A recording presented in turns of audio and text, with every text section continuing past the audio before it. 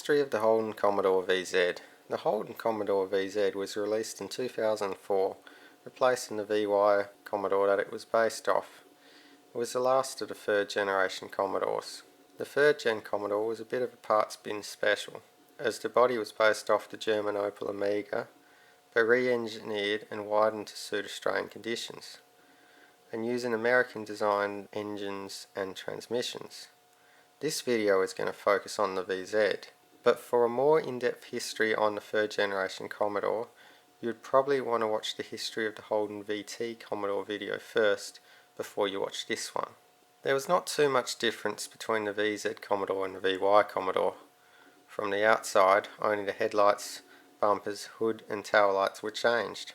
But there was a major difference under the hood. The VZ was the first car to come out with the now infamous Holden Alloytec V6. The motor was developed as a joint project between Holden and Cadillac, and they were built in both Australia at Port Melbourne in Victoria, while the body of the car was built in Elizabeth, South Australia. These motors were also built in Canada at St Catharines, Ontario, for other cars. At the time, compared to the old Buick motor it replaced, it looked to be a much better motor. It had quad cams, an aluminium block, hence the name Alloytec, and made either 175 kilowatt or 190 kilowatt in the high output versions. That's 38 kilowatt over the Ecotec it replaced. But as time went on, Alloytec started having problems with sludge build-up, which would then lead to timing issues and stretched timing chains. But these motors are usually okay if they are regularly serviced and treated nice. These motors were used in a lot of different cars, including Buicks, Cadillacs, Chevs, Daewoo's, GMCs, Opels, Vauxhalls, Pontiacs, Saabs, Saturns and Suzukis. So from a sales point of view, the Alloytec was probably Holden's most successful product ever made, if only it was a reliable engine. It's also a lot harder to work on than the old Holden 3.8 litres, due to being a lot more complex, and it is a much bigger motor too, so there's far less room in the engine bay than in a 3.8 litre Commodore.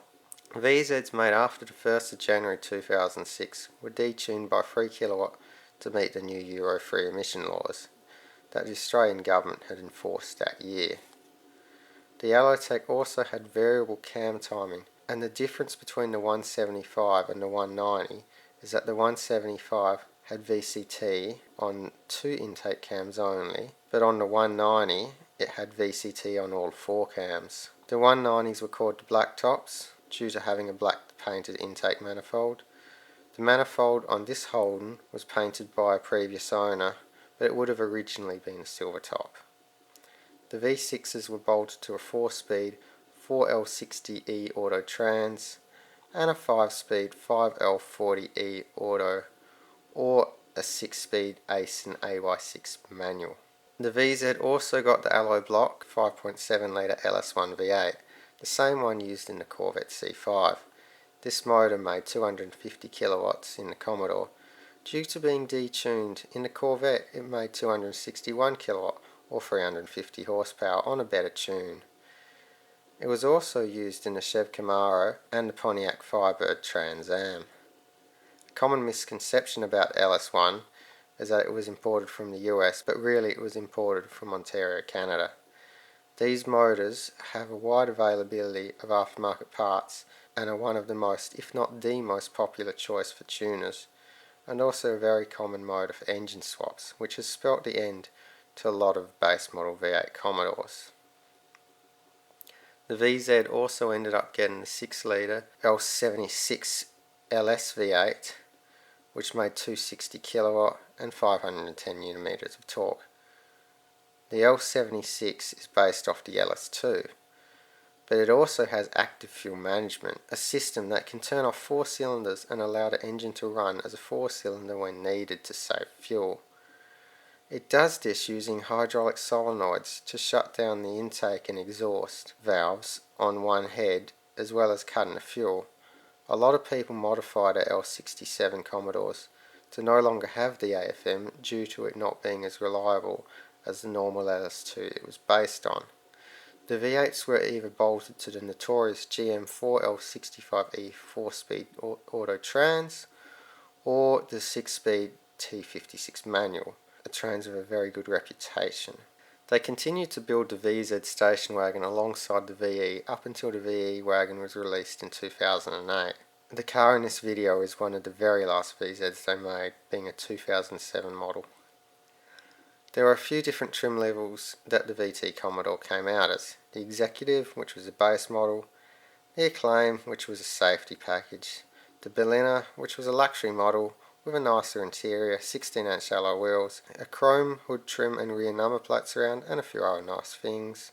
The SV6, which had the high output Alloytec 190, a body kit, 17-inch alloy wheels, sport suspension, and a leather steering wheel. The SV8, which had 17-inch alloys, a body kit, sport suspension, a leather steering wheel, and a limited slip diff as standard. The SS, which had everything the SV8 had, plus also 18-inch alloys, a 6-stacker CD player, an SS dash cluster, metal pedals, and a lot of SS branding. The Calais, a luxury model with a better sound system, dual zone climate control, 17-inch alloys, luxury or sports suspension pack, park assist, a 6-stacker CD player, and a pretty nice interior. V6 models also came standard with the 190. The Statesman, which was a longer wheelbase version of the Commodore, which had a different front bonnet and bumper and different rear end styling and lots of chrome. They were also filled with a lot of luxurious features inside, like the Calais. The top end model was the Capri, which was an even more luxurious version of the Statesman, and it had a few extras like a different chrome grille and wheels. Both Statesman and Capri models had badges of the Holden line in a reef rather than in a ring like the standard Holden logo. All the VZ long wheelbase sedans were called the WL, and unlike the Ford Fairlane, which uses station wagon rear doors in its long wheelbase models, the Holden WL had its own rear doors, which were a different shape to both the sedan and wagon rear doors. There were also a few limited edition models, which were usually lower spec models fitted with a few fancy bits. These were the Commodore Lumina, the Commodore Equip, the SVZ, which is based off the Executive with a Berliner bumper and wheels, the SSZ, which has high performance brakes, an SSZ dash cluster, rear park assist, an 18-inch Monaro wheels, and a voltmeter and oil pressure gauges. Only 930 of these were built. There's also a police pack, which had the 193 kilowatt Alloytec motor, 3 kilowatts more powerful than the blacktop Alloytec, the best civilian Commodore V6. It also got wider steel wheels, a sump guard, sport suspension, and a few other features suited to the police. The VZ was available in more body styles than any other Commodore, only equal to the VY. There was a standard wheelbase sedan, which was the most common model. Then there were the long wheelbase sedans, called either the Statesman or Capri. Then there are 3 types of utes: the standard well body ute, the 1-tonner cab chassis ute, which had a leaf sprung rear end, and the crewman dual cab, which used the same chassis as the 1-tonner. There was also a station wagon, like the one in this video, and of course the Monaro, which still had its VT-esque styling rather than moving on to the VZ front end, which clashed with the rest of the Monaro's looks.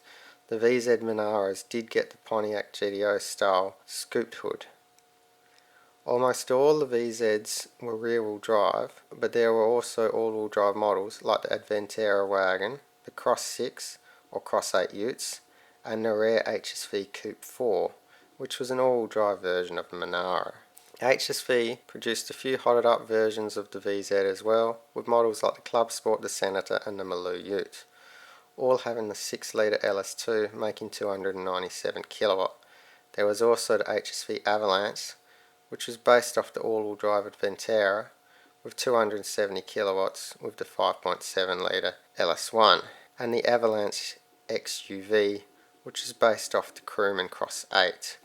The VZ was designed to be manufactured in both left and right hand drive versions. The left hand drive versions were sold as Chevrolet Luminas in a few markets in the Middle East and Southeast Asia. The VZ Berliner was sold as the Chevrolet Omega in Brazil. The VZ Monaro was sold in the US as the Pontiac GTO, where it had a different front bumper. They never sold well at the time, but have a bit of a following there these days, especially ones fitted with a manual transmission. The Monaro was also sold in the UK as the Vauxhall Monaro, and some of these were factory supercharged. I reckon the VZ Commodore is a very nice car to drive. It has decent power and comfortable seats.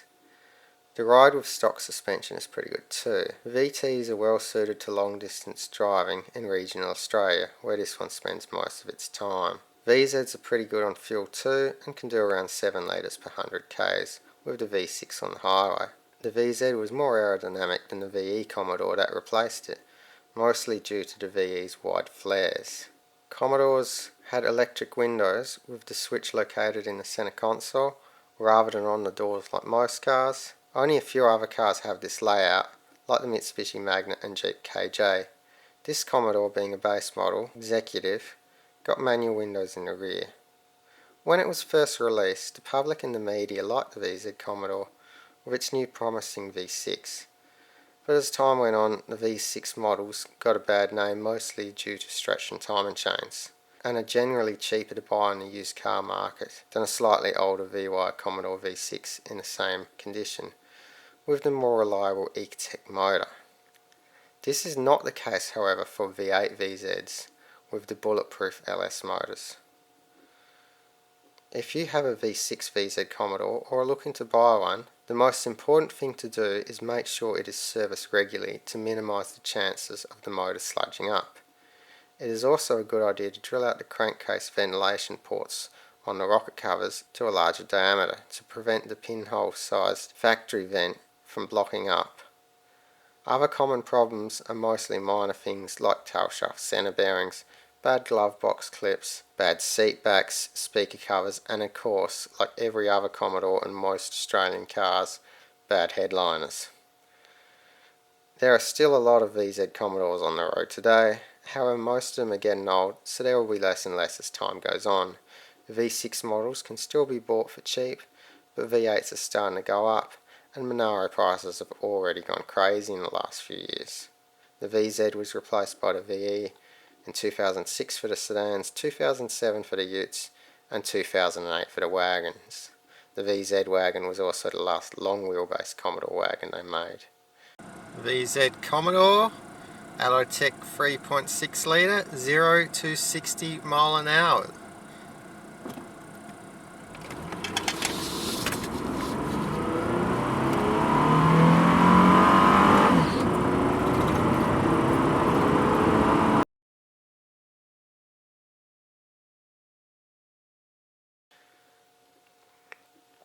One thing I would like to say about my car history videos is that I just write them off the top of my head and check the details later with websites like Wikipedia and Redbook to correct some things that I was mistaken on.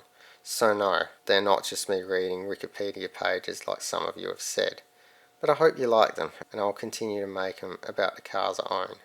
Cheers.